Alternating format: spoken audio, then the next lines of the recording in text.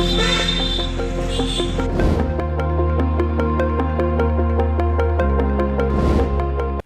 तस्वीरें हम आपको दिखा रहे हैं जहां इटावा की यूपी।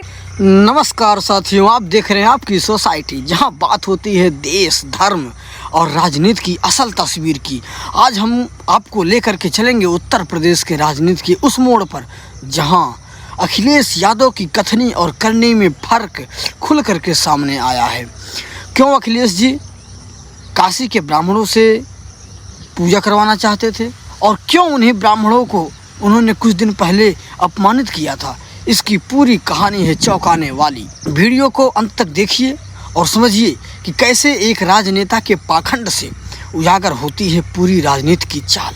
तो बात हो रही है कि आजमगढ़ में अखिलेश यादव का नया घर बना था, जिसके गृह प्रवेश के लिए अखिलेश यादव ने काशी के ब्राह्मणों को न्योता भेजा था और गुजारिश की थी, विनती की थी कि काशी के ब्राह्मण आएँ और हमारे घर का गृह प्रवेश कराएं। लेकिन काशी के ब्राह्मणों ने साफ तौर पर इनकार कर दिया। काशी के ब्राह्मणों ने कहा कि हम उस अखिलेश यादव के न्योते पर नहीं जाएंगे जो अखिलेश यादव समाजवादी पार्टी के कार्यालय में बैठ करके यह कहते हैं कि भैया कथावाचक जो है वो अंडर द टेबल पैसे लेते हैं। वो अखिलेश यादव जो सपा के मुख्यालय में बैठ करके कहते हैं कि भाई पूजा पाठ पर किसी जाति का अधिकार नहीं है और ब्राह्मण प्रभुत्वशाली वर्ग हो गया है, ब्राह्मण दूसरी जातियों के साथ अपमानजनक व्यवहार करता है, यादवों के साथ मारपीट करता है। ये पूरा मामला सामने आया इटावा कथावाचक के साथ हुई झड़प के बाद। तब ब्राह्मणों ने कहा कि हम ऐसे अखिलेश यादव के घर पर नहीं जाएंगे। अब यहाँ आता है राजनीति के कुछ और अनोखे मोड़ का।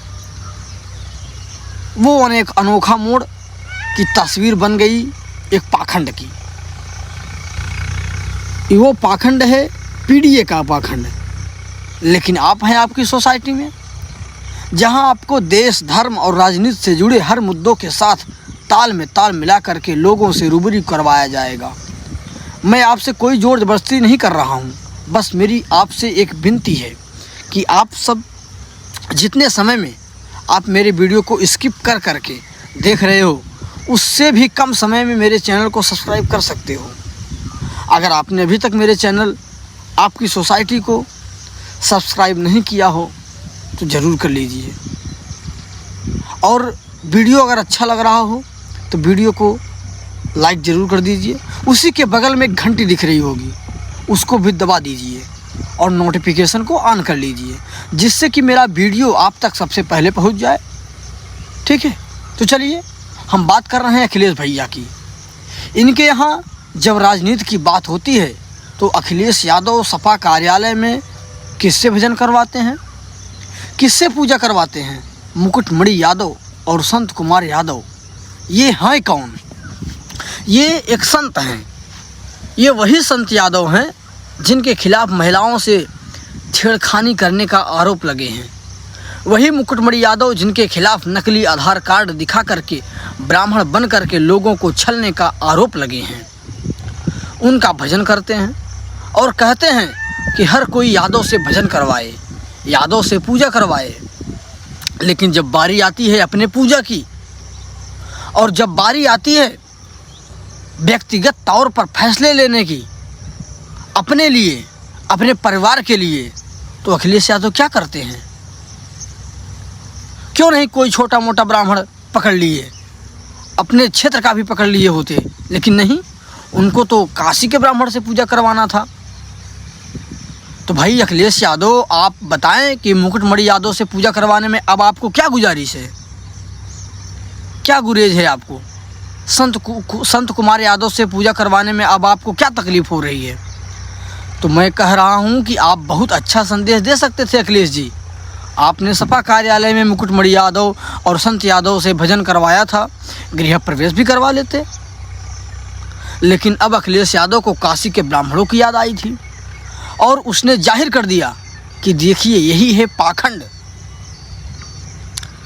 तो भाइयों देखो, मेरा मानना ये है कि राजनीति बहुत ही अलग तरीके से चलती है।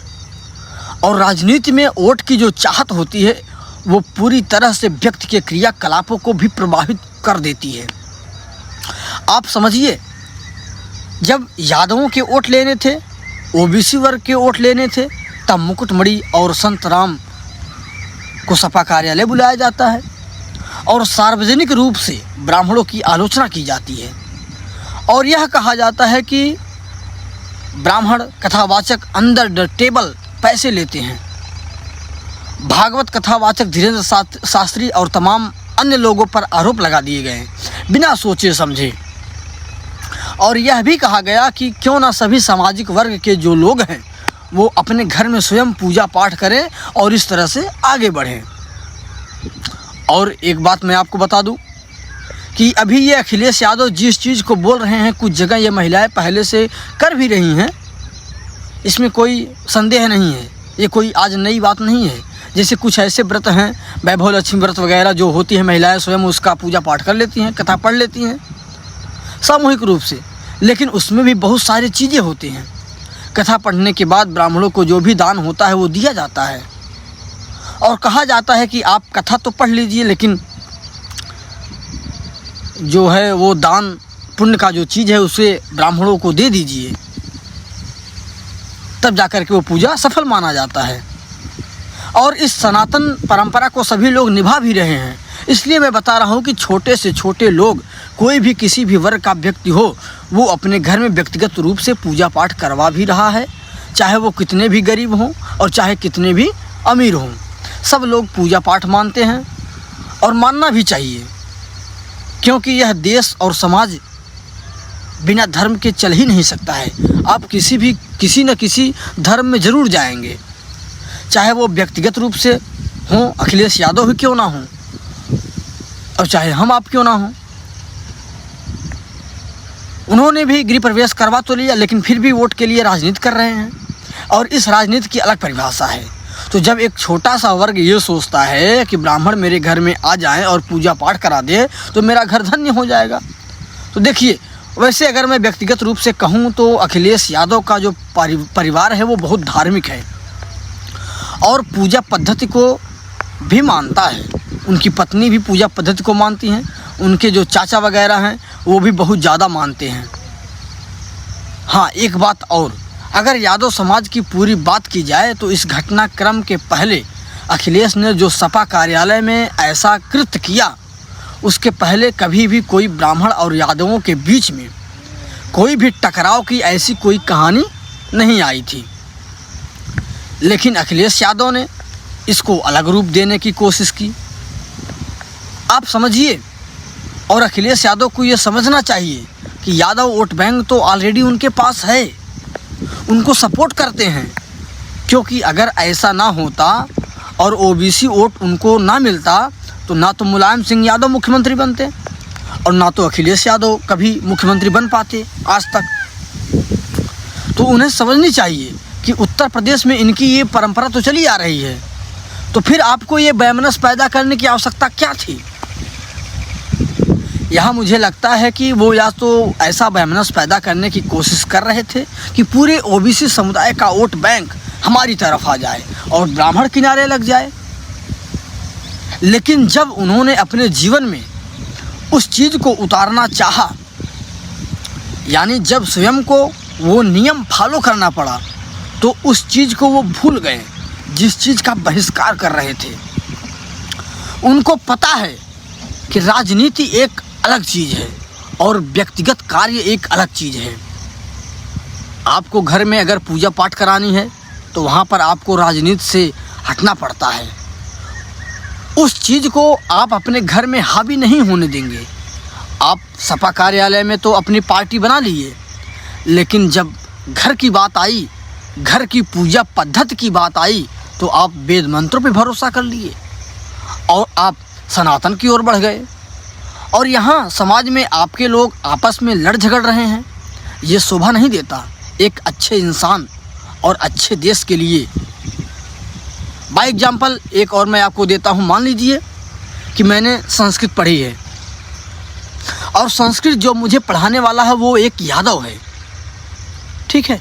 वो मेरे गुरु हुए, शिक्षक हुए, मैं उनके चरण भी स्पर्श कर लूँगा।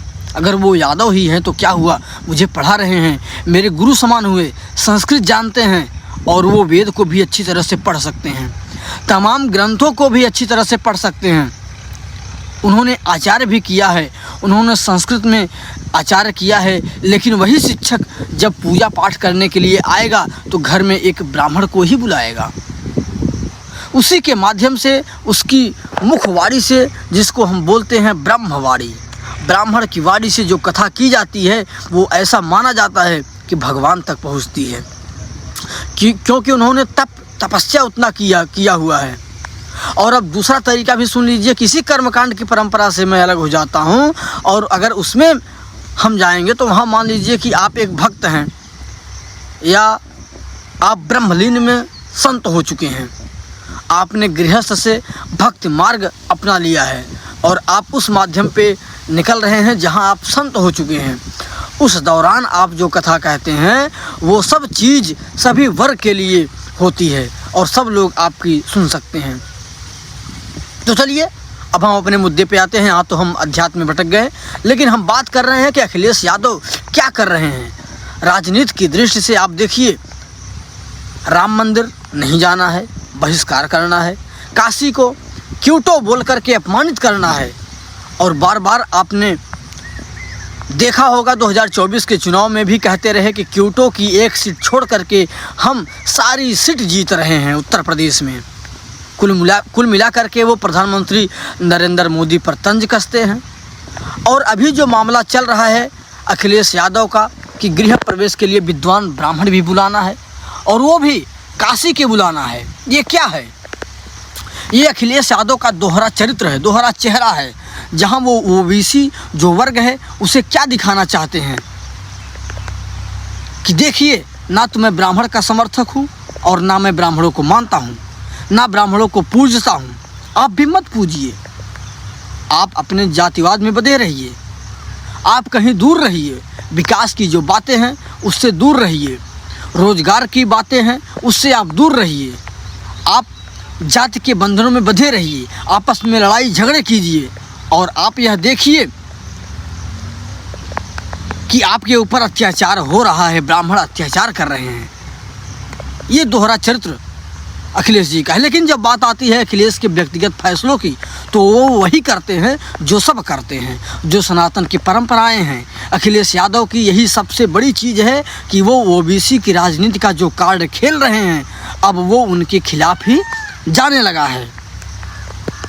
ये शुरुआत आप देखिए, काशी के जो ब्राह्मणों ने बाइकाट करके दिखा दिया। वैसे आपको याद होगा कि जब मायावती की सरकार बनी थी वो ब्राह्मण और दलित के पूरे मेल मिलाप से बनी थी। अखिलेश यादव अब भूल कर रहे हैं, ओबीसी वोट बैंक लगातार उनसे खिसक रहा है। जो कुछ बचा भी था वह अभी उत्तर प्रदेश में नज़र आ रहा है। अब उत्तर प्रदेश की जो राजनीति है वो जाति और धर्म से ऊपर हो चुकी है। यही वजह है कि अखिलेश यादव 2 बार से लगातार सत्ता से बाहर जा रहे हैं और तीसरी बार भी उनकी कोई गुंजाइश नहीं है। वैसे यहाँ पर अखिलेश को लगा कि अब गेम खेलते हैं, मौका मिल गया है। यहाँ पर आप सब जातिवाद की बात फैलाओ, आप जातिवाद वाला यहाँ पर राग अलापो कि जातिगत भेदभाव होता है, यादव को दबाया जाता है, ओबीसी के साथ योगी सरकार में कहीं ना कहीं बर्ताव अच्छा नहीं हो रहा है और वोट बैंक को लुभाने की कोशिश करो। लेकिन अब तस्वीर सामने आ गई है कि अखिलेश जी का दोहरा चरित्र। आजमगढ़ में अखिलेश ने जो किया अब उनको जवाब देना चाहिए। लेकिन क्या अब अखिलेश यादव अपना जवाब देंगे? अब अखिलेश यादव यहाँ वहाँ भागेंगे और आपको पता है कि पूजा किसने कराई। आखिर में जब ब्राह्मण नहीं आए तो जो पार्टी के ही वेद पाठी ब्राह्मण थे उन्होंने ही पूजा करवाई। किसी प्रकार के इन्हें ब्राह्मण नहीं मिले। लेकिन मेरे हिसाब से यह बहुत अच्छी बात है कि समाजवादी पार्टी के जो ब्राह्मण हैं वो वेद पाठी हैं। मतलब इतने विद्वानों को वो अपनी पार्टी में शामिल करके रखे हैं और पार्टी में शामिल करने के बाद भी उन विद्वान ब्राह्मणों का अपमान कर रहे हैं। मतलब इनका बहुत बड़ा दोहरा रवैया है। आपने क्यों नहीं किसी मौलवी या फिर किसी दलित समाज के संस्कृत आचार्य से करवा लिए अपना गृह प्रवेश? लेकिन नहीं, आपको तो वेद पाठी क्वालिटी वाले ब्राह्मणों से पूजा करवानी थी।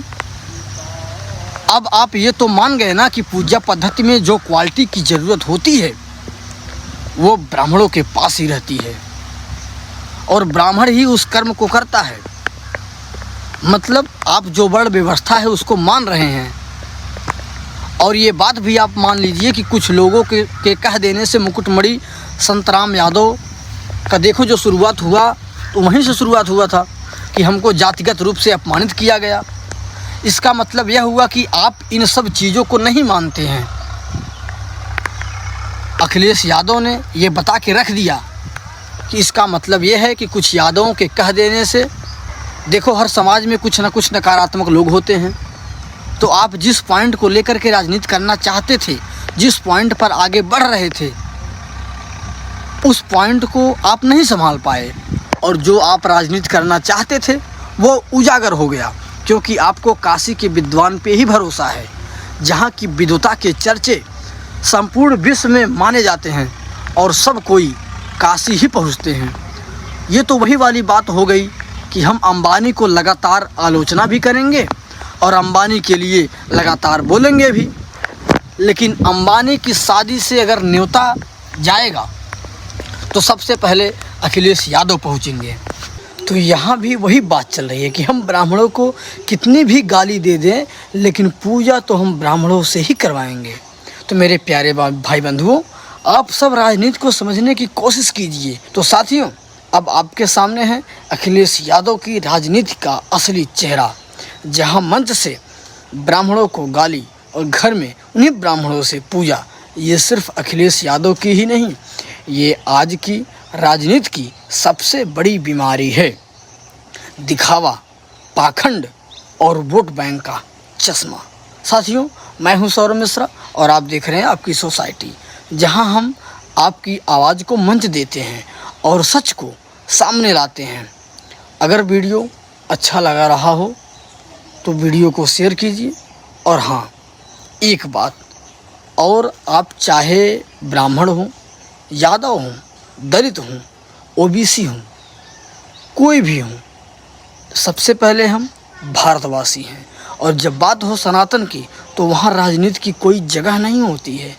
जय श्री राम, जय सनातन, जय हिंद और जय भारत।